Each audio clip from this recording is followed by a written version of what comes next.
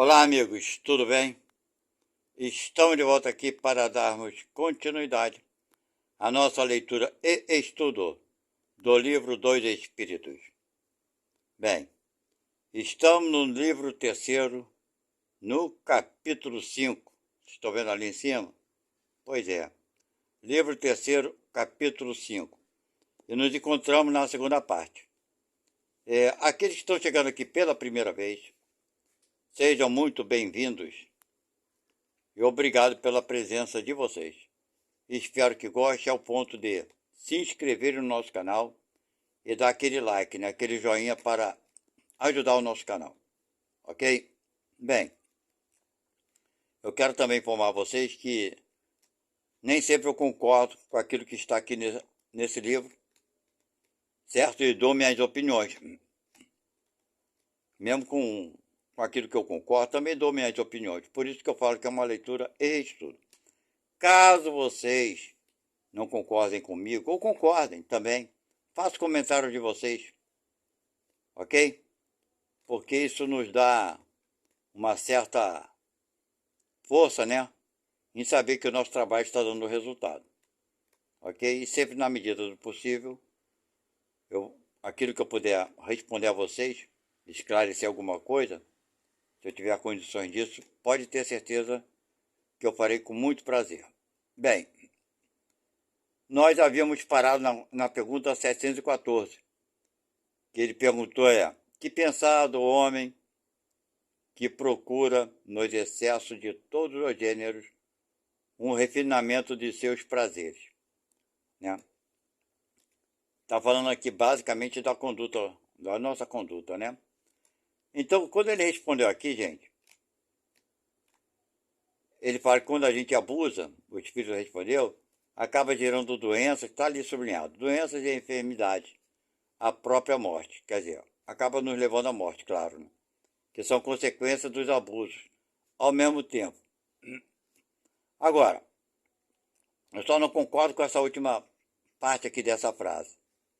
Ao mesmo tempo, são punição à transgressão da lei de Deus. Então isso aqui, meu Deus, é por isso que eu falo que eu não concordo. Nunca acreditei, não acredito em punição. Uma consequência não é punição, sabe? Então os espíritos ainda estão muito, esses mesmo que trouxeram essas informações para Allan Kardec, estão muito voltados ainda para a questão da punição. Eu não acredito em punição nenhuma, nunca acreditei, certo? E não vou acreditar agora. Quer dizer, nunca acreditei depois que eu comecei a ler e estudar o Espiritismo. Ok? Antes eu acreditava, claro, né? Depois que eu comecei a compreender um pouquinho mais do Espiritismo, eu comecei a entender e abrir minha mente. Ok? As dificuldades, o sofrimento, coisa e tal, nada é punição.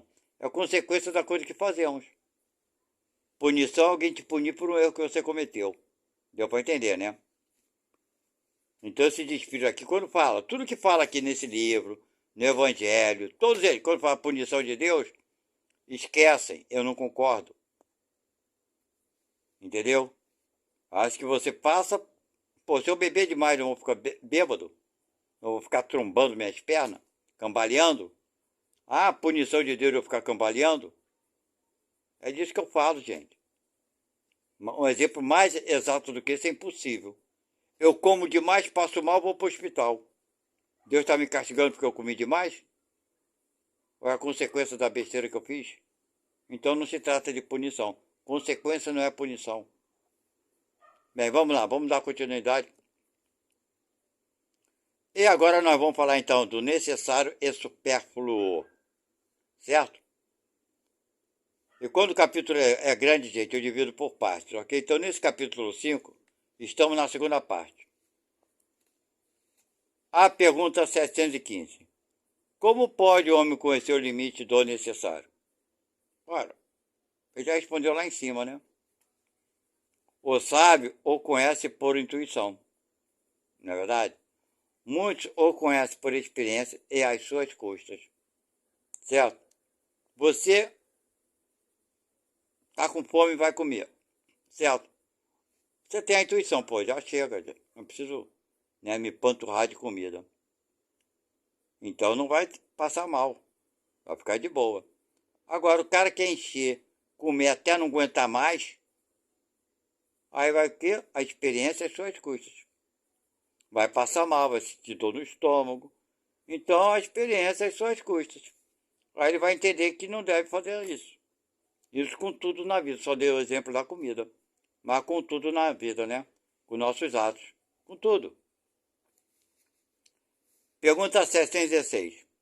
A natureza não traçou limite das nossas necessidades em nossa organização? Olha bem. A natureza não traçou limite das nossas necessidades. Mas lógico que traçou. Tanto é que a gente passa mal. Vamos lá. Sim, mas o homem é insaciável, tá vendo? Vai até passar mal. A natureza traçou limite de suas necessidades em sua organização, mas os vícios alteraram sua constituição e ele criou para si necessidades que não são reais. Vocês estão vendo? Já se sabe que o estômago é como se fosse uma bola de plástico. Eu estou dando exemplo da comida, gente, porque é mais fácil, mais simples de entender, certo? Então o estômago é como uma bola. Você hoje, se você comer e encher bastante o teu estômago, vai esticar a parede do teu estômago. Amanhã, se você comer, vai comer mais. Até sentir satisfeito ao máximo. Vai dilatar um pouco mais o teu estômago. E assim você vai aumentando o tamanho do teu estômago. Até chegar um ponto que você come e nunca está saciado. Não satisfaz. Vocês entenderam? Fica insaciável. Quanto mais tu come, mais tu quer comer. Isso é com tudo. Então, por isso que a gente, segundo alguns cientistas, eles até falam, os médicos, né? Cientista não, médico, fala que a hora certa de parar de comer é naquele momento que tu fala, poxa, eu podia comer mais um pouquinho. É esse momento de parar de comer, ok? Então, isso serve para tudo.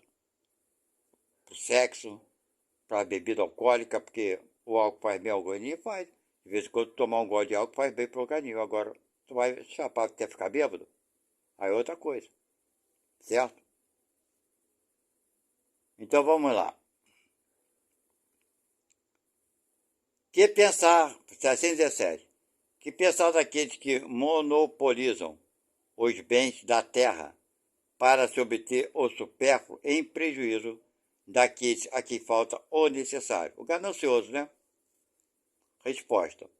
Eles desconhecem a lei de Deus e responderão pelas privações que terão feito experimentar. Certo? Quer dizer, ele priva os outros do necessário para explorar. Meu amigo, Deus vai castigar? Não vai castigar. Né? Eles próprios vão pedir para passar por certas situações para aprender a lidar de uma forma mais correta. Então ele continua explicando aqui. O limite do necessário e do supérfluo nada tem de absoluto. Não tem um limite. A civilização criou necessidade, que a selvageria não tem, claro. Né? E os espíritos que ditaram esses preceitos não pretendem que o homem civilizado deva viver como selvagem. Tudo é relativo e cabe à razão distinguir cada coisa. A civilização desenvolve o senso moral e, ao mesmo tempo, o sentimento de caridade, que leva os homens a se prestarem mútuo apoio. Os que vivem às custas das privações alheias, está vendo? Os que vivem às custas das privações alheias, exploram os benefícios da civilização em seu proveito. Deu para entender, né? Vive às custas do sacrifício dos outros. Não tem da civilização senão o verniz, como há pessoas que não têm da religião senão a máscara, tá vendo? Deixa eu dar um exemplo aqui, que está dentro desse contexto aqui. Um empresário, por exemplo, ele precisa, por causa das empresas dele, viajar para cá, para lá, para cá, para lá, para lá, para cá. Aí ele vai comprar um avião para facilitar o seu trabalho, a sua atividade. Então, para muitos, poderão dizer que aquilo é supérfluo, ele não precisava do avião. Um avião custa muito dinheiro, não é verdade? Mas para ele não é supérfluo, aquilo ali é uma ferramenta de trabalho. Vocês estão entendendo? Isso é saber usar o benefício da civilização com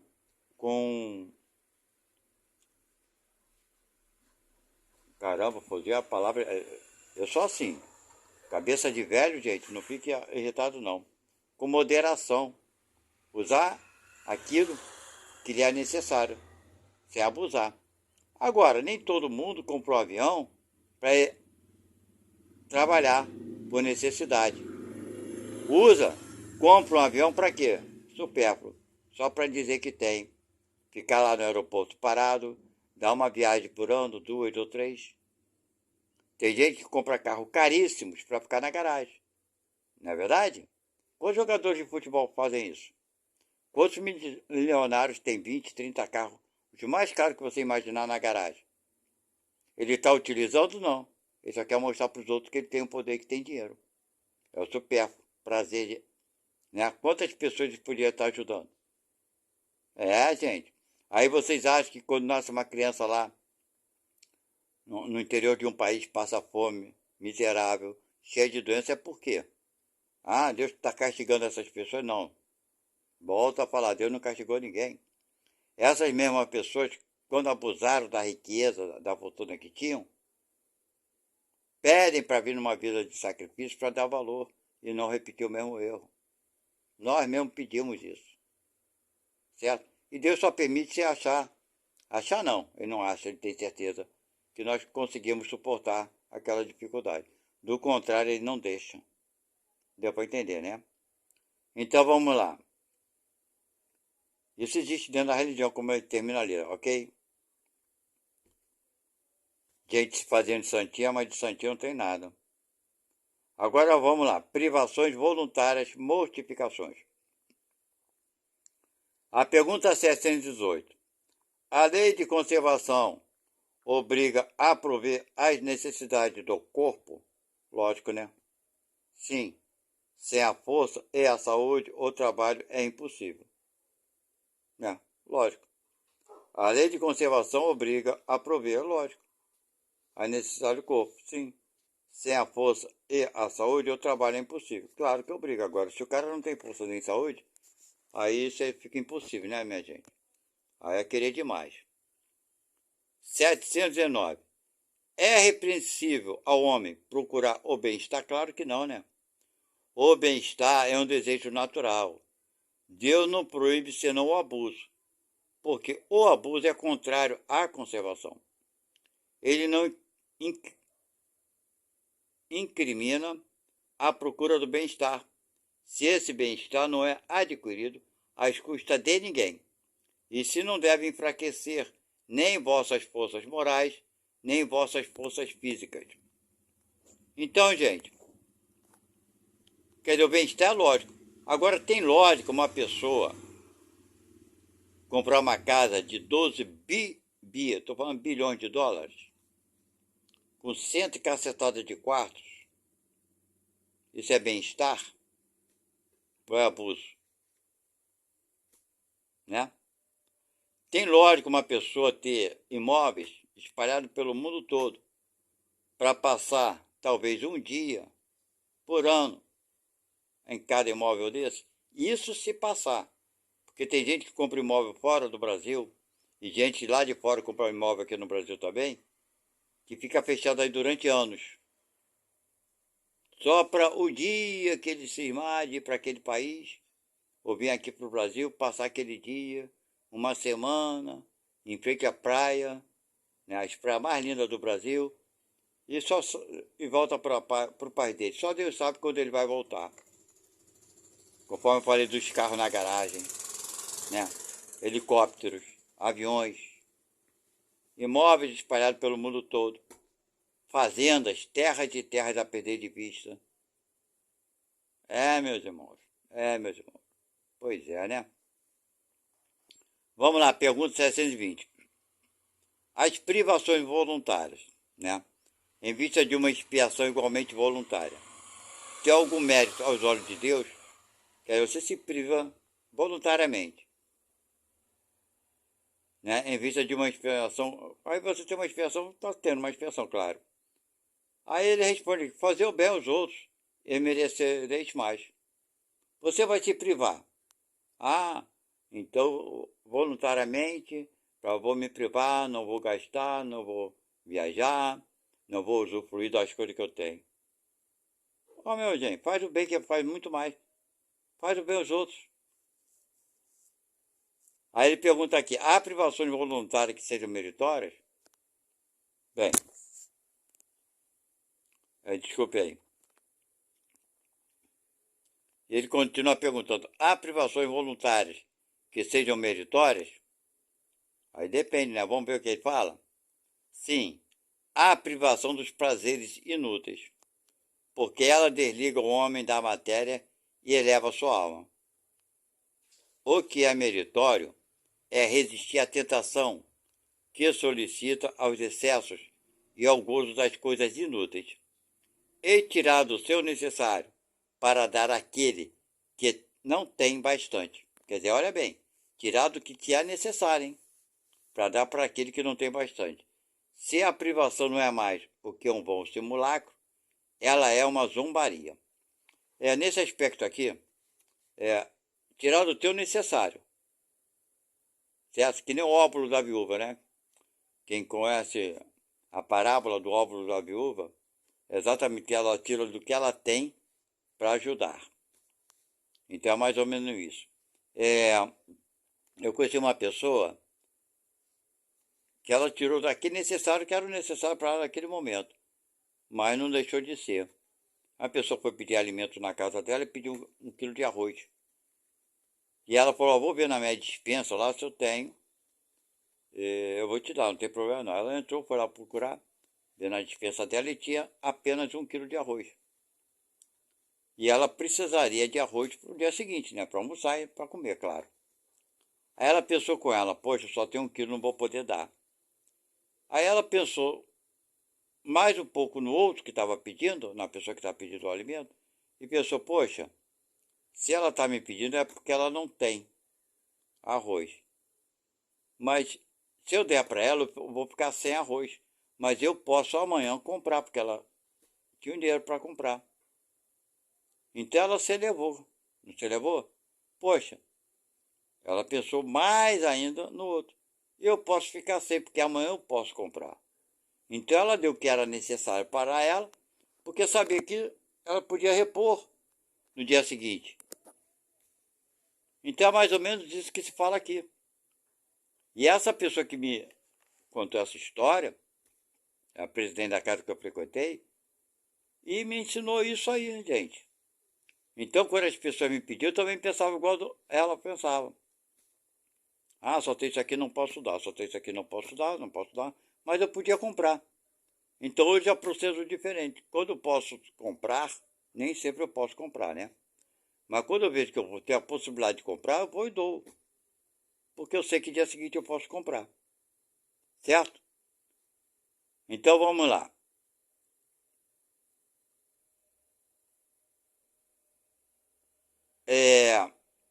Que ele fala que é uma zombaria quando faz um simulacro, né? É uma zombaria. Que tem gente que finge que está dando o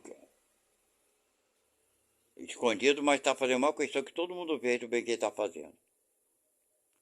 721.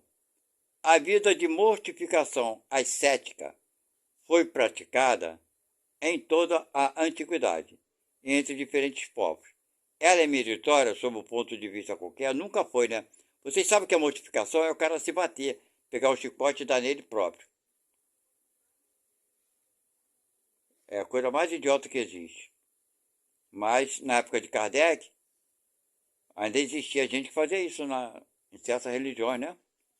Vamos ver a resposta. Perguntai a quem ela serve e tereis a resposta. Se não serve senão aquele que a pratica e o impede de fazer o bem, é do egoísmo.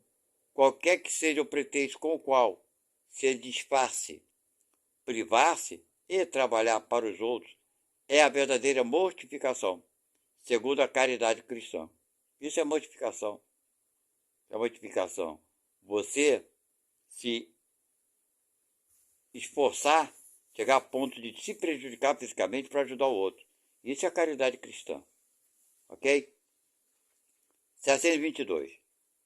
A abstenção de certos alimentos, você deixar de comer certos alimentos, prescrita entre diversos povos, é fundada na razão? Deixar de comer certos alimentos, né? Que está excesso de povos fala uma opção de coisa. Na razão? Aí vai responder, tudo aquilo com o qual o homem pode se nutrir, sem prejuízo de sua saúde, é permitido. Mas os legisladores puderam interditar certos alimentos com um fim útil e para dar mais crédito às suas leis. Eles as apresentaram como vindas de Deus.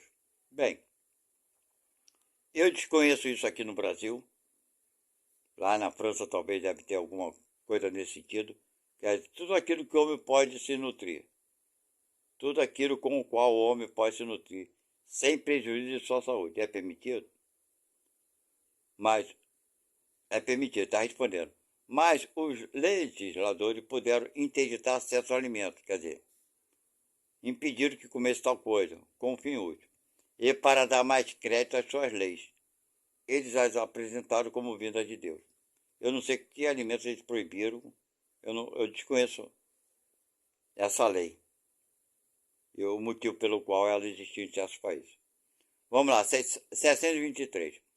A alimentação animal entre os homens é contrária à lei natural? Aí vai responder, comer animais, né? Na vossa constituição física, a carne nutre a carne. De outra maneira, o homem enfraquece.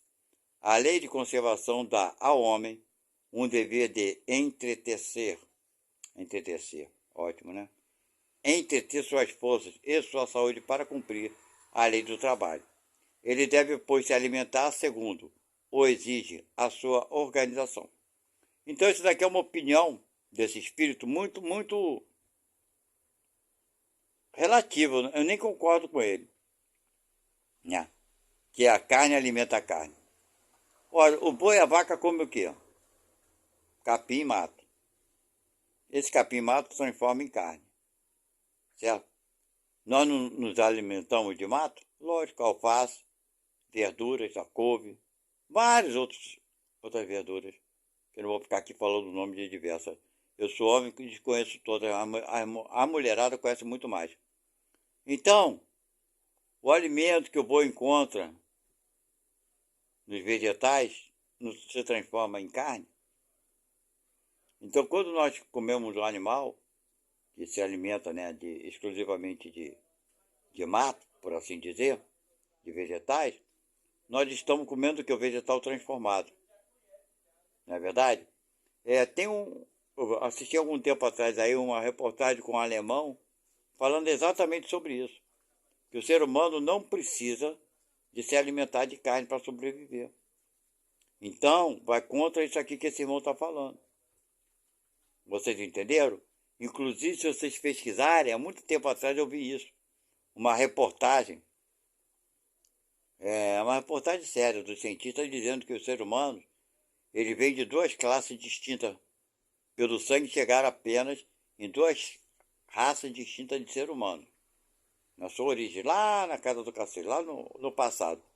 Uma raça de seres humanos se alimentavam de carne, tudo quanto é animal, diversos tipos de alimentação.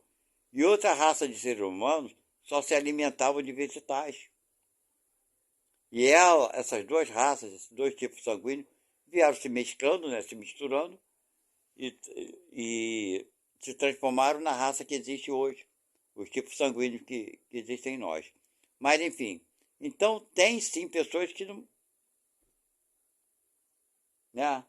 não comem carne e não faz falta nenhuma. E é verdade, você pode parar de comer carne no momento que você quiser. Você vai encontrar B12, que é a vitamina principal que está na proteína.